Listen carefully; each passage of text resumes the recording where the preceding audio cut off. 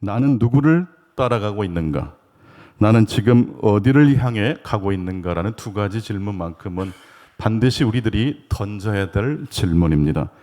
누구를 따라가고 어디를 향해 가느냐에 따라서 우리가 도착하게 되는 그 장소의 풍경이 달라지기 때문에 그렇습니다. 그래서 어떤 시인은 다음과 같이 말했습니다. 나방을 따라가면 불 속에 들어가고 나비를 따라가면 꽃 속에 들어간다. 누구를 따라가느냐, 어디를 향해 가느냐에 따라서 도착하는 풍경이 달라진다는 말씀입니다. 오늘 말씀의 제목은 화려한 유람선과 노아의 방주라고 그랬습니다. 화려한 유람선에 탄 사람과 노아의 방주에 탄 사람들은 도착 지점이 달라집니다. 화려한 유람선은 바다 위에 떠다니는 도시와 같습니다. 그곳엔 각종 편의시설과 안전장치가 있습니다. 그에 비해 노아의 방주는 한마디로 말씀드리자면 괴짝입니다. 사과 괴짝과 같습니다. 노아의 방주에는 키가 없고 닻이 없고 돛이 없습니다. 그저 하나님이 이끄시는 대로 흘러갈 뿐입니다. 하지만 노아의 방주에는 화려한 유람선에 없는 것이 하나 있습니다. 그것이 바로 공동의 목표입니다. 하나님의 비전입니다. 화려한 유람선에 탄 사람들은 큰 액수를 지불하고 유람선에 승선했지만, 그리고 한 수천 명이 그 배에 함께 타고 가고 같은 목적지를 향해 가는 것처럼 보이지만, 사실은 그 3,000명 그 승객 사람들은 다 저마다의 자기 개인의 목표를 가지고 그 배를 탄 것이지 공동의 목표를 가지고 그 배를 타지 않습니다.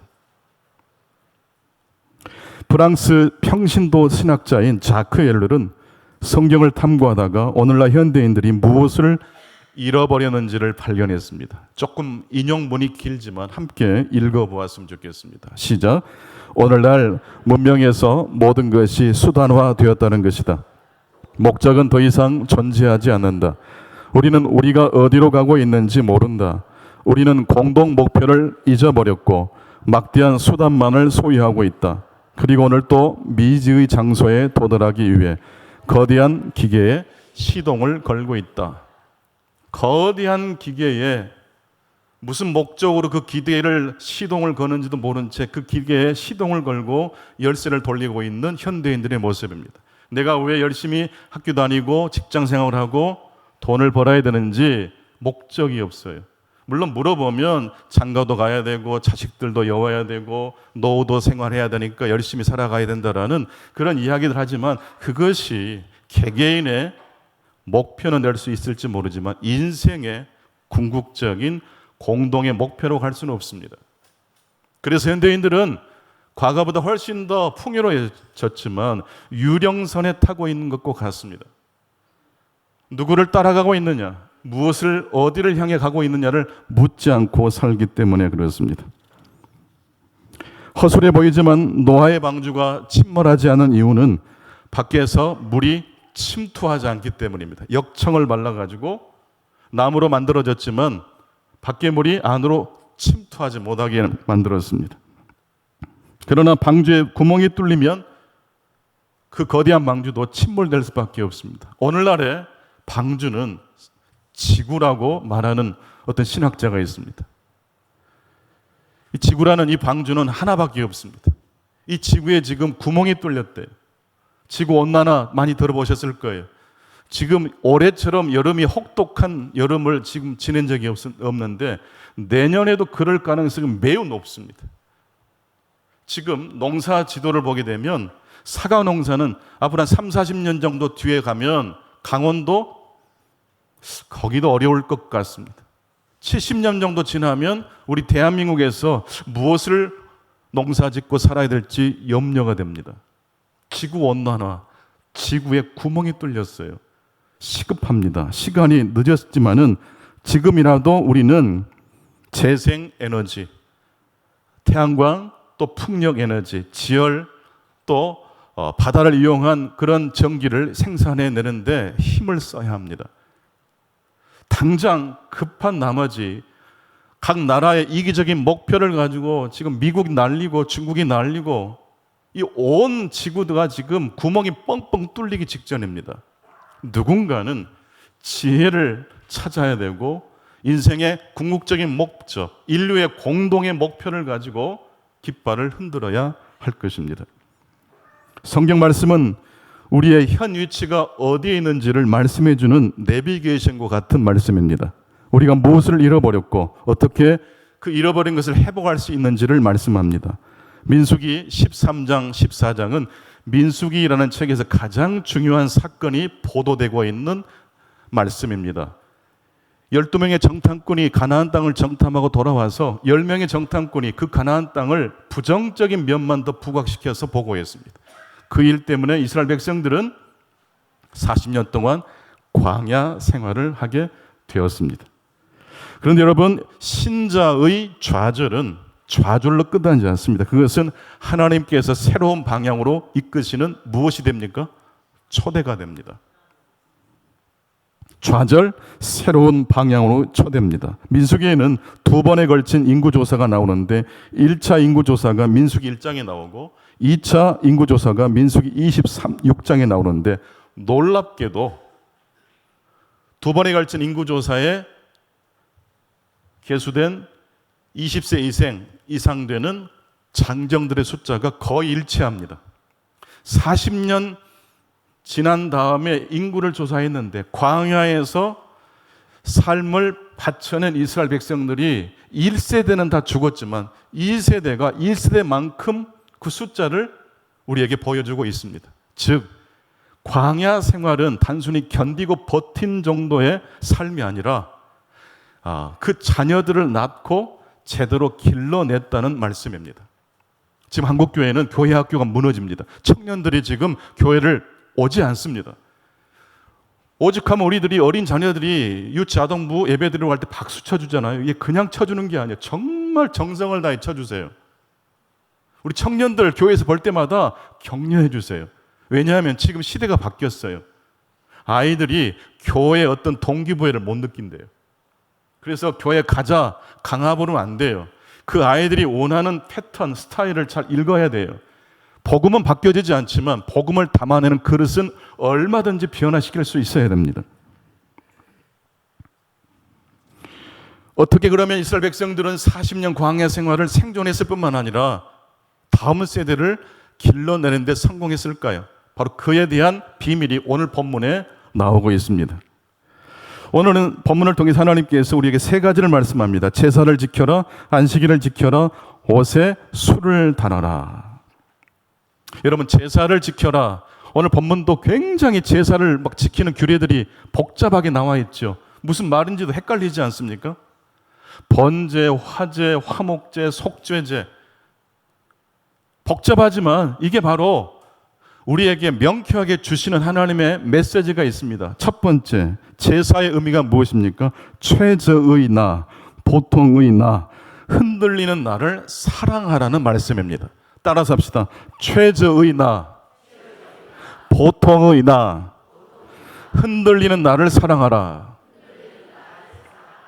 우리가 머리로는 잘 알지만 자꾸 반복해서 범하게 되는 실수가 있어요. 우리는 내가 내 자신을 믿지를 못해요. 내가 난 자신을 미워할 때가 참 많습니다.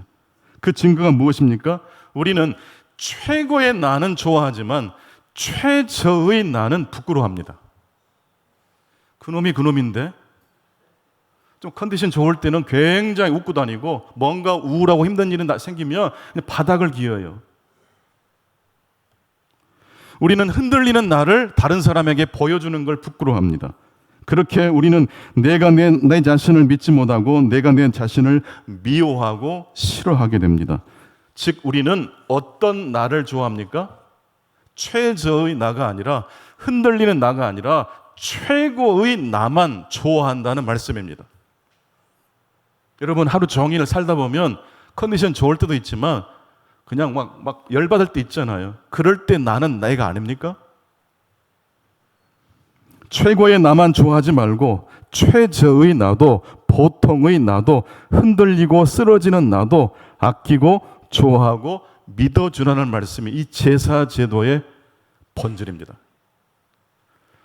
속죄제, 번제, 속소제, 화목제가 주는 메시지가 바로 그것입니다. 이스라엘 백성들은 광야에서 반복해서 이 번제, 화목제, 속건제, 소제를 드렸어요. 여러분, 제사라는 것은 무엇입니까? 제사를 드려야지만이 하나님이 우리를 구원해 주신다는 의미가 아닙니다. 이미 이스라엘 백성들은 애굽에서 하나님의 은총으로 구원받은 다음에 홍해를 건너 시내산에 도착해서 하나님의 율법을 받죠. 제사제도는 구원받은 백성에게 주신 하나님의 무엇입니까? 선물이에요, 선물. 즉, 최저의 나도, 평범한 나의 모습도, 때로 흔들리는 나의 모습도 하나님은 용납하신다. 그런 나의 모습을 나도 하나님이 용납해 주시는 것처럼 사랑하자. 민수기 오늘 본문 4절에 보게 되면 드리는 자라는 표현이 나옵니다. 드리는 자. 그러한 헌물을 드리는 자는 라는 이 표현을 보게 되면 드리는 자, 가까이 나아가다는 뜻입니다. 여러분, 어떤 사람이 제사를 드리죠? 죄를 지은 사람입니까? 죄를 짓지 않은 사람이 제사를 드립니까? 죄를 지은 사람이 제사를 드리죠. 즉, 부끄러운 모습을 가진 사람이 재물을 가지고 하나님께 가까이 나아가는 것입니다.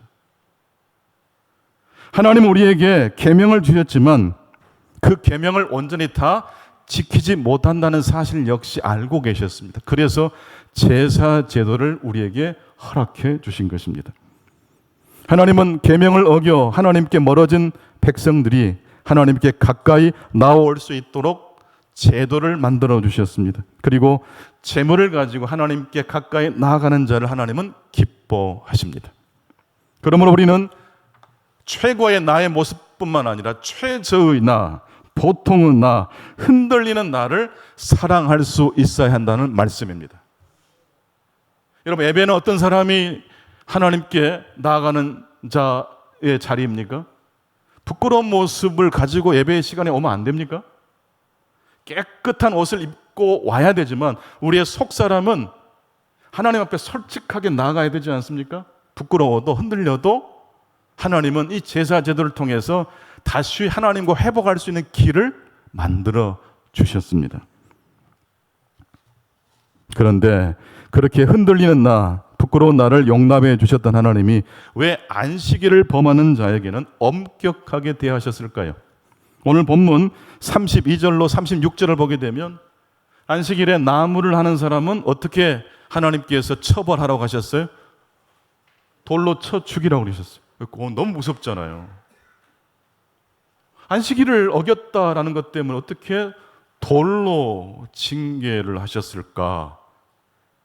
부끄러운 나, 평범한 나, 최저의 나를 용납해 주셨던 하나님이 왜 안식일 규정만큼 엄격하셨을까? 안식일은 하나님을 위해서 있는 것입니까? 우리 인간을 위해 주신 하나님의 선물입니까?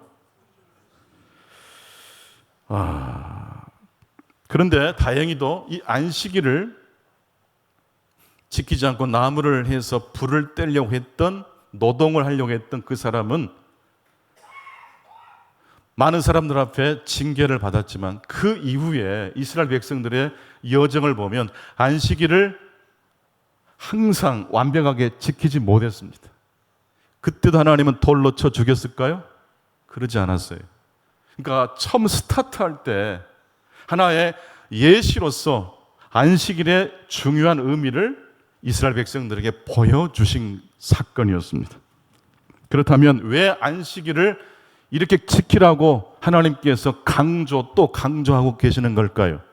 왜 우리는 주일날 예배당에 나와야 될까요? 그런 말씀입니다. 어떤 분이 그런 말을 했습니다. 공간을 탐하면 싸움이 일어나지만 시간을 탐하면 회복이 일어난다. 사촌이 논을 사면 건강한 배가 아프잖아요. 공간을 서로 탐욕스럽게 차지하려고 하면 싸움 나요. 근데요, 안식일을 지키는 건요, 공간을 지키는 게 아니에요. 시간을 지키는 거예요. 시간을 욕망하는 거예요. 이날만큼은 무엇 때문에 칭찬받거나 무엇 때문에 속상한 모든 일을 멈추고 그냥 있음 자체로 축하받는 날이 안식일입니다. 그래서 여러분 주일날 성도들 볼 때 조금 아프신 분들도 계시거든요. 그럴 때 아파 보인단 말 하지 마세요, 제발. 어떤 분은 저한테까지 오셔서 목사님 되게 피곤해, 그러지 마시라니까. 저 토요일날 밤새서 설교 준비하고 힘들어서 그래요. 여러분, 이 말씀을 제가 그냥 준비할 수 없잖아요. 한 말씀 한 말씀을 짜야 되잖아요. 아픈 분 있을 수 있어요. 힘드신 분 있을 수 있어요. 그러나 아프거나 뭐 일이 잘 되거나 못 되거나 관계없어요. 그날 주일날 만난 사람만큼 그 사람의 존재를 경축해 줘야 돼요. 뭘 못해도 괜찮아요. 그러니까 주일날 아이들에게 용돈 주세요. 주일날만큼은 좀 뭘 잘못해도 야단치지 마세요. 그날 패스. 오늘은 주일이니까, 오늘은 안식일이니까 용서, 무조건. 왜 용서해 주세요? 그냥. 안식일은 무엇 때문에 칭찬받는 날이 아니라 그냥 있음 그 자체가 아름다운 날이에요.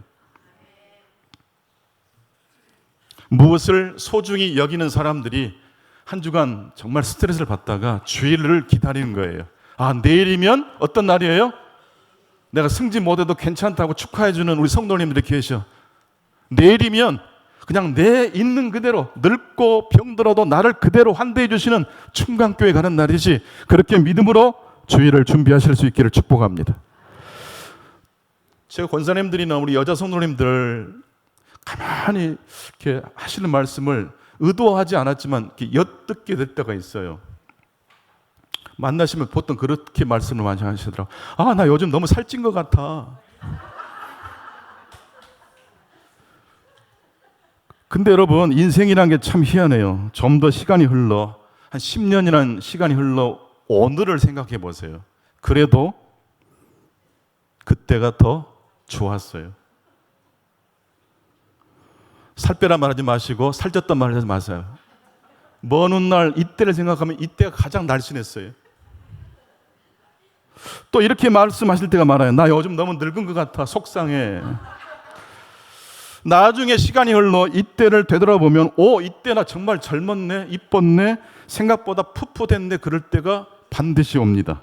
그러니까 따라합시다. 오늘의 내가 제일 예쁘고, 오늘의 내가 제일 젊고, 오늘의 내가 제일 빛난다. 믿으십니까? 그렇게 하시기로 결심하시고 결단하시기를 축복합니다. 후회하지 마세요. 뒤늦게 내 그때 좀 왜 그걸 몰랐을까 하지 마세요. 지금, 여러분, 황금보다 더 중요한 금이 있죠. 지금, 오늘. 그래서 153 감사 행복 운동을 저희들이 시작하게 된 것입니다. 최저의 나, 보통의 나, 흔들리는 나를 하나님은 용납해 주십니다. 그러므로 우리 역시 못생긴 나, 부끄러운 나를 용납하실 수 있기를 바랍니다. 예수 십자가의 보혈로 그렇게 주의 보좌 앞으로 담대하게 나아가시기를 축복합니다. 두 번째로, 주일날 하루만큼은 죄책감 없이 하루를 엔조이하실 수 있기를 축원합니다. 오늘이라는 시간 속에 잠시 여러분 자신을 두십시오. 내일 할 일 걱정하지 마시고, 지금까지 살아온 일에 대해서 후회하지 마시고, 오늘을, 황금보다 더 소중한 오늘을 하나님 앞에 나오셔서 경배하시고 감사하실 수 있기를 바랍니다. 마지막 세 번째, 날마다 하나님의 은총을 기억하라고 말씀하고 계십니다. 오늘 본문 37절에서 41절을 보게 되면 이스라엘 백성들의, 일반 사람들의 평상시 입는 옷에 술을 붙이고 청색실을 붙이라고 말씀하고 계십니다. 평상시 입는 이스라엘 백성들이 입는 옷에 어떤 상징을 부착한 겁니다. 근데 청색실이 굉장히 귀한 실이었대요. 청색실, 파란색은요, 하늘을 의미합니다. 하나님을 상징합니다. 즉, 제사장이 아니어도 평범한 사람일지라도 누구나 다 옷 끝자락에 술을 달고 술 끝 부분에 청색실을 답니다. 즉, 나는 고귀한 하나님의 백성이다라는 말씀입니다. 언제 그 진리를 기억해야 됩니까? 주일날? 아니요. 일상의 평범한 삶을 살아갈 때 나는 하나님의 자녀라는 사실을 기억하실 수 있기를 바랍니다. 이스라엘 백성들은 제사 제도를 통해서 예쁘고 사랑스러운 나뿐만 아니라 모든 나를 용납하는 훈련을 받았습니다. 그 이야기가 결국 광야에서 태어난 출애굽 2세대들의 영성을 결정지은 겁니다. 여러분, 부모의 신앙은요, 자녀들이 배우지 말라고 해도 그대로 배워요. 가장 중요한 건요, 위기의 순간에 우리 부모가 어떻게 행동하느냐를 보여주는 거예요. 좋을 때뿐만 아니라 최저의 바닥으로 떨어졌을 때도 예수 십자가의 보혈을 붙들고 나아가시는 모습을 자녀들에게 보여주시길 바랍니다. 안식일을 통해서 이스라엘 백성들은 그날만큼은 공간을 탐욕하지 않고 시간을 욕심냈어요. 지금 오늘 나와 함께 하신 하나님을 찬양했습니다. 마지막 세 번째로 이스라엘 백성들은 평상복에 술과 청색근을 부착했습니다. 매일매일 일상에서 하나님의 은총을 기억했다는 말씀입니다. 갖고 싶은 것을 생각하면 결핍을 느끼게 되지만 감사한 것을 생각하면 마음이 어떻게 돼요? 채워집니다. 그러니까 우리가 평상시 아무리 애쓰고 노력해도 잘 안 되거든요. 그러니까 술과 청색 실을 붙이고 다니기도 좀 어색스럽잖아요. 그래서 1호상 감사운동 하는 겁니다. 말씀을 아무리 듣고 감동받아도 이걸 실천하고 적용하지 않으면 금방 사라져요. 모든 사람에게 사랑을 받지 못해도 모든 나를 내가 사랑할 수 있어야 합니다. 여러분, 모든 사람에게 다 사랑받을 수 없어요. 그러나 나의 모든 모습을 예수님께서 용납하신 것처럼 저와 여러분은 용납하실 수 있기를 축복합니다. 날마다 감사하고 긍정하고 도전하는 삶을 살아가실 수 있기 바랍니다. 그래도 지금이 제일 예쁘고 제일 젊고 제일 건강합니다. 빨리 가는 것보다 어디로 가고 있는지 알고 가는 게 중요합니다. 그냥 사는 것보다 내가 무엇을 하고 있는지를 아는 삶을 사는 게 중요합니다. 그래서 화려한 유람선도 가끔 타시겠지만 방주를 타셔야 됩니다. 하나님의 진리의 방주로 이 한 주간 힘차게 그 하나님과 동행하시는 복된 여정 살아가실 수 있기를 간절히 축복합니다.